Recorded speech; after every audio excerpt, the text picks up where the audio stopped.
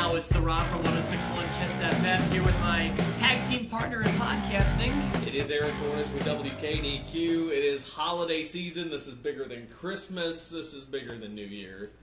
It is Wrestlemania. The Super Bowl of wrestling, the granddaddy of them all. This is our last episode before Wrestlemania 31 coming from San Francisco. And we will be Santa Clara to be exact. But is it? Yeah, that's right. It's where the 49ers play, so why wouldn't it be San Francisco, right? Yeah, Pontiac, Detroit, Santa Clara, whatever. So we are going to run down the card and give our predictions, and we would love to hear from you as well. I want to thank Craig Beckwith, by the way, who tweeted us asking about the card a couple days ago, and it looks like the card is finished now. So here we go, Craig, for you and for everybody else. And it's a stacked card. Yeah. We know that the very first match of the night will be on the pre-show. That we do. It'll be a four-way tag team match. Champion, Kid, and Cesaro to team up and face three teams. We got the Usos, we've got the New Day, and we've got Los Matadores. Yeah, Los Matadores. I mean, nothing against the performers that are playing that role, but that has never worked, and it's almost a little offensive. I mean, considering these guys are from Puerto Rico, not Mexico. Hold on, the most offensive thing about this whole thing has been the word interspecies match. That, for sure. Hasn't it been? For sure, yeah, I think so. I think, first of all, each one of these teams has a third member on the outside. Mm-hmm. I do think they will all be involved somehow. You'll obviously see Torito do something. And it looks like Xavier Woods is going to be the one left out for New Day, which is kind of sad for him, but maybe he'll go into the Battle Royal. But on this one, I'm going for a retaining the titles for Cesaro and Kid. That's what I have too, although I don't feel confident about that. It would not shock me, actually, if the Matadors win this thing, or the Usos. But I feel like, yes, Kid and Cesaro will put on a good show and will retain the straps as well. I still say they've got big things ahead of them this year, and I'm looking forward to seeing what they do in the near future. Yeah, absolutely. On the main show now, we've got a few matches. If they don't get cut, the Divas should have a tag match. And I expect them to get a lot of time, actually. Seeing a two-segment match from the Divas on Raw was refreshing. I still look forward to seeing some of the Divas, especially the Divas that they have in NXT, to come up because they are putting on killer matches every single night. Interesting concept here where they've kind of teased a little tension with AJ and Paige, but all of that. Just call him Paige. Paige. It's better than Rybaxel. Yeah, I think so. Just saying. I'm gonna go with the Bellas on this one. Interesting, because I'm going to disagree. Again, none of these outcomes I feel very confident about, but I'm going to take Paige. I feel like the tension that they've been teasing is going to lead to an awkward title run. Okay, and it very, very well could. But again, no titles on the line here. Oh, wait. Yeah, I don't know why I said that. I'm sorry. So, I still think it's going to lead to an awkward win for them. And putting them in a position. I wrote Divas tag title match, and I don't know why I wrote that. I mean, unless the Jumping Bomb Angels are going to show up and defend, by surprise, which could happen. Well, wait it's a minute. WrestleMania. There's been a Divas title in recent years, a tag title. The Layla and Lay Cool. Lay They Cool. just split the title in half. Yeah. I mean, Is that what it was? Too, right? All right. Well, I apologize for that confusion. Usually, I'm more awake. That's okay. That's all right. I just think the Bellas. It's interesting the way that Total Divas this season ended was with both the Bellas kind of saying that they're not going to renew their contract. Of course, that was months ago anyway, and they've still been wrestling. So I don't really know how that plays in. Maybe that's part of this storyline. But I do prefer when we disagree, though. It makes watching it a little more intense. I have a feeling we might disagree on this one because this is going to be a lot more difficult to predict. The Andre Memorial Battle Royal. Here's the thing. I almost feel like this shouldn't count, but let's go ahead and talk about it. Do we know all the names in it? I think there's been about 20 names released so far. I haven't seen that list. We do know that there will be someone from NXT involved in this. They're having a tournament at Access to put somebody in that match. I'm not sure who that'll be. I'm going to lean toward Adrian Neville, but again, not to win the match at all. Sure, just to be in it. There's a lot of folks in this match, but I am going to go out on a limb here. Vegas odds have this guy very close to the top, and that is Damien Mizdow. Really? Not a bad choice. I thought you were going to say Ryback. I think Ryback should win. I don't think he will win. Here's the thing. This is frustrating me because I haven't seen a list. I don't know all the details about who's going to be in this thing. The one thing I do know is the name that I'm mostly seeing, the most visible name around this Battle Royal, is Curtis Axel. And that could be a big step for him as well.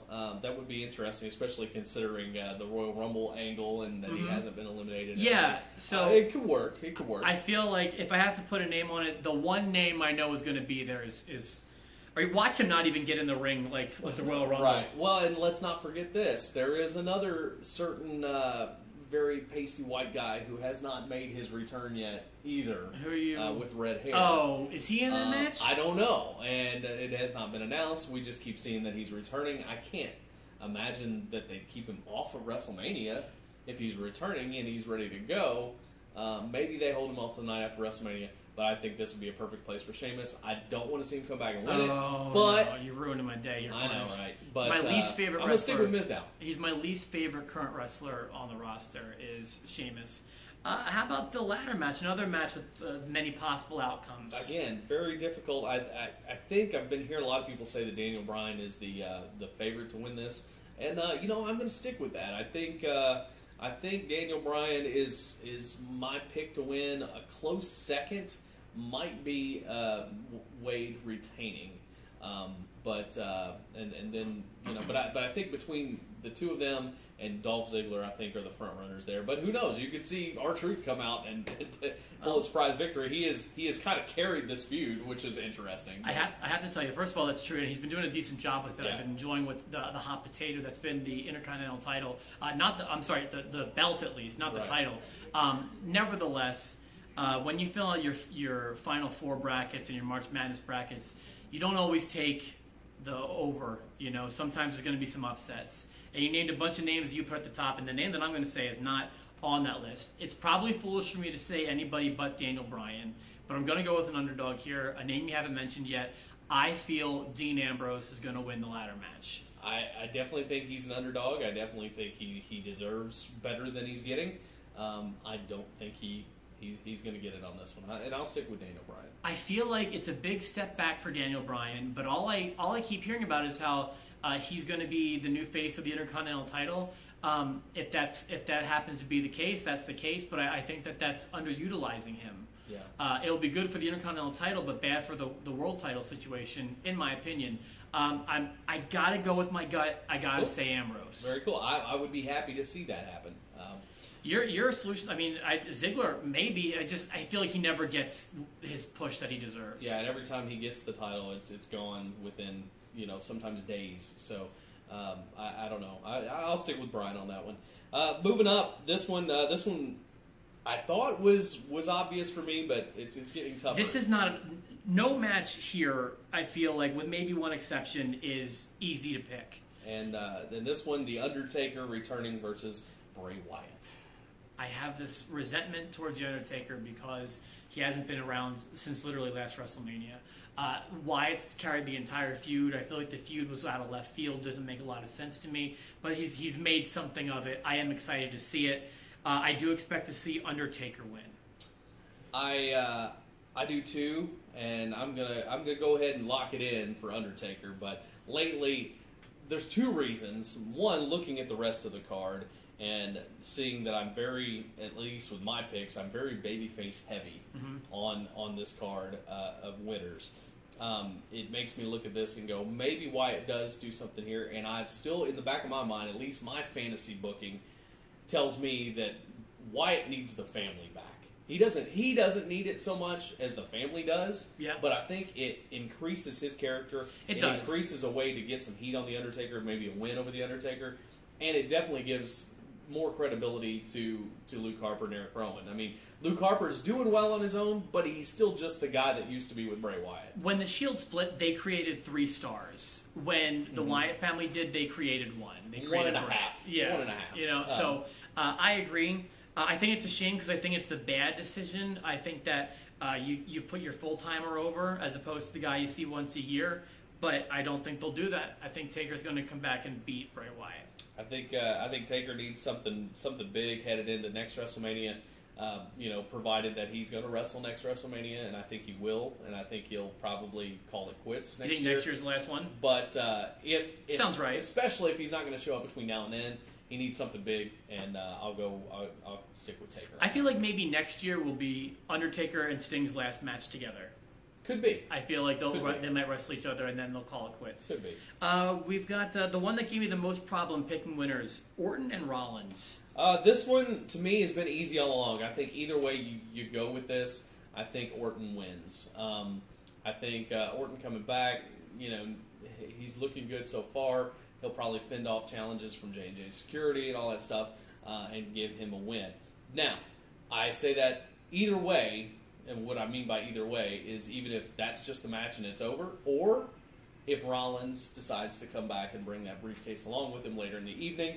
That could save the night for me. Either way, Orton wins this match. I have the same outcome. I have Orton winning, but I have in some way Rollins going over. Rollins looking good, and hopefully it will be cashing in later on in the night. I worry that they won't because they've been addressing it too many times on the air, but I feel like Orton wins, but Rollins will still look strong on Sunday. All right, this next one. This one's tough for me too. Cena and Rusev for the U.S. title.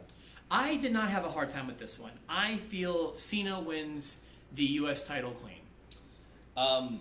I also picked Cena, but that was a tough decision because, again, that's the end of Rusev's streak, that he's been on. But a year's a solid streak. It is. It is really good. So, I feel like they could do more with that, but I do see value in Cena taking the U.S. title. The same as in Bryan taking the Intercontinental title, brings a lot back to those championships. It's a feel-good moment in the middle of WrestleMania, and again, babyface heavy, but that could be based on what happens in the main event, in my opinion. My basis for this was Fastlane. Rusev destroyed him. It doesn't make sense for that to happen again to me. True. So there's my basis there. All right, the two big matches. The first one, Sting and Triple H, Mr. Cornish. I think we talked about this already, that, we feel like, or at least I feel like, that Triple H should win and kind of continue this feud, make more out of it. I don't think that's going to happen. I think Sting comes out on top here. I agree. I have Sting winning also, and it might not be the best move, but at this point, Triple H is a part-time wrestler too.